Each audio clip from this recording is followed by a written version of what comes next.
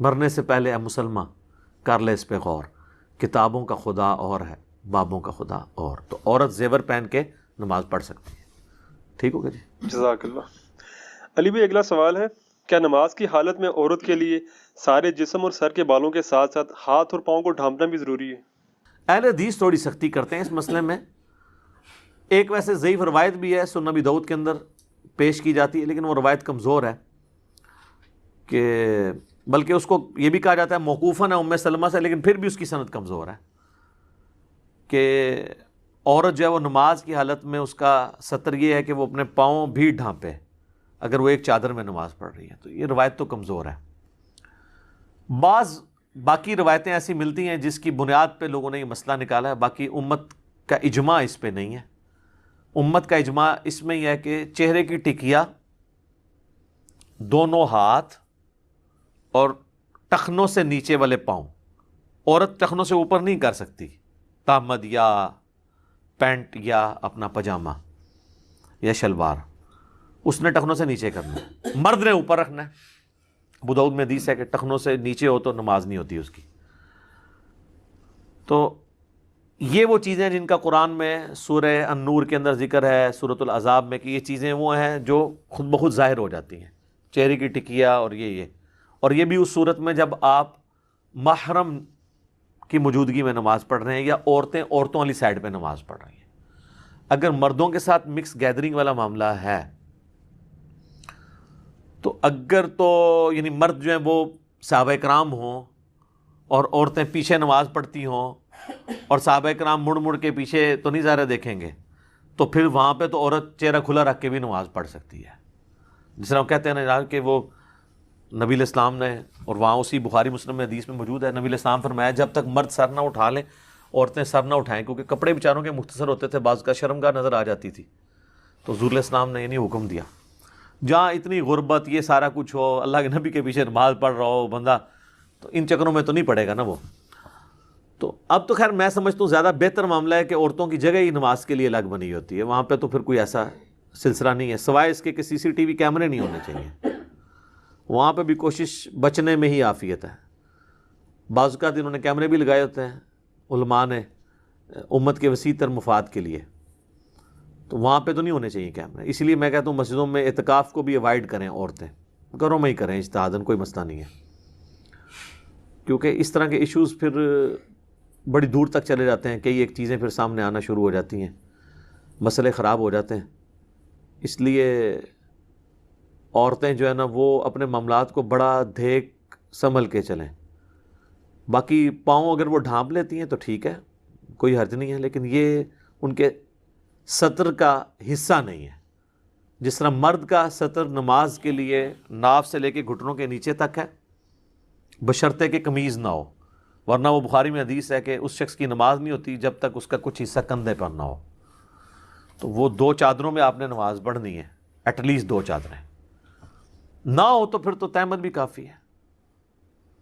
تہمت بھی نہ ہو تو آپ فقہ حنفی سے رابطہ کریں، جس میں لکھا ہوا ہے کہ ایک جنگل ہے، اس میں 12 بندے ہیں، 12 ہی ننگے ہیں، تو امامت کون کروائے گا؟ اور پھر وہ کہتے ہیں جی دیکھیں جی یہ کس حدیث میں مسئلہ آیا ہے۔ ٹھیک ہے، اب اندازہ کریں آپ ایک مسئلے خود بناتے ہیں اور پھر حدیثوں کا مذاق اڑاتے ہیں۔ اس طرح کے تو کئی مسئلے میں نے آپ کے بزرگوں کے نکالے ہیں، ان کو نہیں پتہ، مجھے بتائیں کس بزرگ کی کتاب میں کینگرو کا مسئلہ لکھا ہے، پرانے بزرگ کے، کہ کینگرو حلال ہے یا حرام؟ زرافہ، ان بیچاروں کو تو ان جانوروں کا پتہ بھی نہیں تھا، تو اب میں ان کا مذاق اڑانا شروع کر دوں گا؟ اجتہاد ہی تو اسلام کی خوبصورتی ہے، قیامت تک آپ نے حالات و واقعات کو دیکھ کے کسی رزلٹ تک پہنچنا ہے۔ تو یہاں پر بھی یعنی اجتہاد کے معاملے کے طور پہ چیزوں کو دیکھا جائے گا۔ عورتیں جو ہیں وہ بہتر تو یہ ہیں کہ جب وہ محرم میں ہوں تو پھر تو ٹھیک ہے، ادروائز اگر کسی ایسی اوپن جگہ پہ نماز پڑھ رہی ہیں جہاں پہ غیر محرم کی نظر پڑ سکتی ہے تو اس میں وہ چہرے کا بھی نقاب کرے۔ البتہ پاؤں کو ڈھانپنا یہ ضروری نہیں ہے۔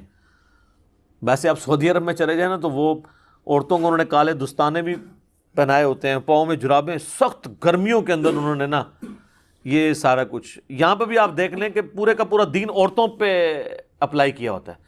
میں نے کئی یعنی لوگ دیکھے ہیں جو خود انہوں نے داڑھیاں بھی نہیں رکھی ہوئی ہیں اور عورتوں کو سر سے لے کے پاؤں تک انہوں نے نا ہر چیز چھپا کے رکھی ہوئی ہے، ایون کالی اینکیں بھی لگائی ہوتی ہیں آنکھوں کے پردے کے لیے بھی۔ میرا خیال ہے اپنے حصے کا اسلام بھی تقریباً جو ہے نا آدھا انہیں کے اوپر ہی ڈال دیا ہوتا ہے کہ ہم تو نہیں کر سکتے تو عورتوں کے لیے جو ہے نا زندگی مشکل کریں. تو اگر کوئی عورت لمبا کوئی اس طرح کا پہننا چاہتی ہے ضرور کرے، لیکن یہ اوبلیگیٹری نہیں ہوگا. قرآن میں واضح یعنی موجود ہے کہ وہ چیزیں جن کے لیے چھپانا یعنی ایک عام حالت میں بھی یہ کھلی رہتی ہیں چیزیں. تو چہرہ جو ہے بہرحال اس میں احتیاط کرنی چاہیے اگر غیر محرم کے سامنے. اگر گھر میں ہے تو پھر آپ کوئی مسئلہ نہیں. البتہ یہ حدیث ہے سنن نبی داؤد کے اندر، نبی صلی اللہ علیہ وآلہ وسلم نے فرمایا کہ جب عورت بالغہ ہو جائے تو اللہ تعالیٰ ننگے سر اس کی نماز قبول نہیں کرتا. نابالغ چھوٹی بچی ہے تو وہ ننگے سر بھی نماز پڑھ سکتی ہے، بالغہ عورت ننگے سر نماز نہیں پڑھ سکتی. اور ننگے سر کا مطلب اس کا سر پورا اس کے بال ڈھانپے ہوئے ہوں اور ایسی چادر اس کے اوپر ہو جس میں سے بالوں کی سیاہی بھی باہر نہ چمکے، کیونکہ جسم چھپایا جاتا ہے نا. کپڑا تو اسی مقصد کے لیے پہنا جاتا ہے. اگر آپ اتنا باریک کپڑا پہن لیں کہ جسم نظر آئے تو وہ تو آپ کا ستر نہیں ہے. جس طرح آج کل بہت کاٹن کے باریک اگر کپڑے آپ نے سفید رنگ کے پہنے ہوئے ہوں تو جسم اندر سے نظر آ رہا ہوتا ہے. کالے ہوں تو پھر بھی پردہ رہ جاتا ہے، یا کوئی ڈارک کلر کے، اس میں بھی کوشش کرنی چاہیے موٹا کپڑا.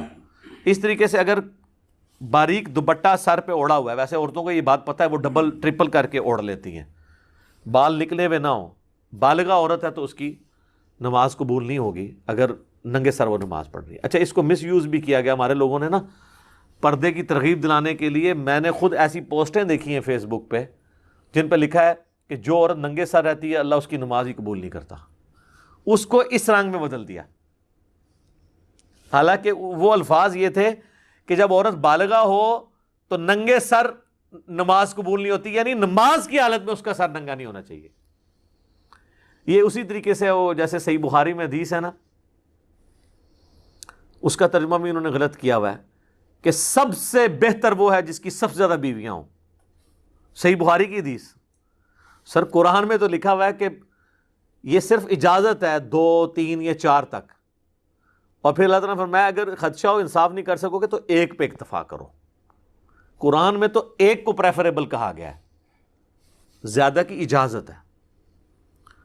اب وہ بخاری کی حدیث ہمیں بھی ایک دفعہ کسی نے بھیج دی، میں نے کہا میں پڑھوں مطلب یہ حدیث، تو وہ حدیث کچھ اور تھی. وہ عبداللہ ابن عباس شادی کی ترغیب دلاتے ہوئے کہہ رہے تھے، چونکہ اس زمانے میں بھی یہ ایک چیز آ گئی تھی نا. بخاری مسلم میں کئی احادیث اس پہ گواہ ہیں، کئی صحابہ نے حضور سے کہا کہ ہم شادی نہیں کریں گے، اور ایک 3 صحابہ والی حدیث بھی ہے، اور بھی کئی احادیث ہے. تو نبی علیہ السلام نے فرمایا رہبانیت اسلام میں نہیں ہے، نکاح میری سنت ہے، جو میری سنت اغراض کرے گا وہ مجھ سے نہیں ہے. تو اسی کانٹیکسٹ میں نا عبداللہ ابن عباس بیسیکلی نکاح کی ترغیب دلا رہے تھے. ترغیب دلاتے ہوئے انہوں نے کہا کہ جو سب سے بہتر انسان تھا نا اس کی تو اتنی ساری بیویاں تھیں، یعنی نبی علیہ السلام، کہ نبی صلی اللہ علیہ وآلہ وسلم نے اتنی بیویاں کی ہوئی تھیں. سب سے بہتر انسان اللہ کا متقی پرہیزگار بندہ تو وہ ہے. تو شادی کرنا کوئی عیب والی بات نہیں ہے. اگر یہ عیب ہوتا تو اللہ کے نبی علیہ السلام نے تو زیادہ شادیاں کی ہوئی تھیں. جو مخلوق میں سب سے بہتر تھا یعنی رسول اللہ افضل الخلق، اس کا انہوں نے ترجمہ اس طرح کنورٹ کر دیا کہ سب سے بہتر وہ ہے جس کی سب سے زیادہ بیویاں ہوں.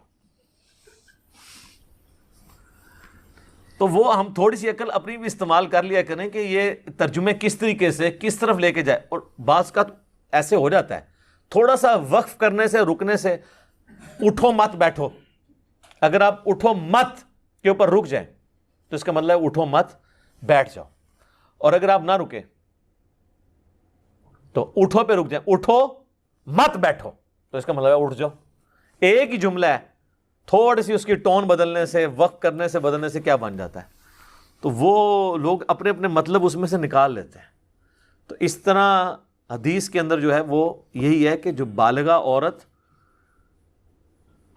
اس کے ننگے سر نماز نہیں ہوتی، اس کو سر ڈھانپ کے نماز پڑھنا پڑے گی، یہ اس کا مطلب ہے. واش روم جانے کے لیے بھی سر ڈھانپنا کوئی ضروری نہیں ہے، غسل کرنے کے لیے بھی سر ڈھانپنا کوئی ضروری نہیں ہے.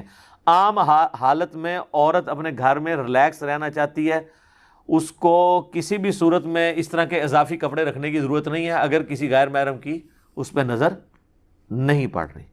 البتہ بعض یعنی جسم کے حصے وہ ہیں جو آپ محرم سے بھی سوائے اپنے خامند کے اس کو لوگوں پہ ایکسپوز نہیں کریں گے. اس لیے قرآن میں آنا ہے کہ ایک اضافی چادر سینے پہ رکھنی ہے, اور عورتیں رکھتی ہیں, گھروں میں بھی رکھتی ہیں, عام حالت میں بھی, وہ اپنی جگہ.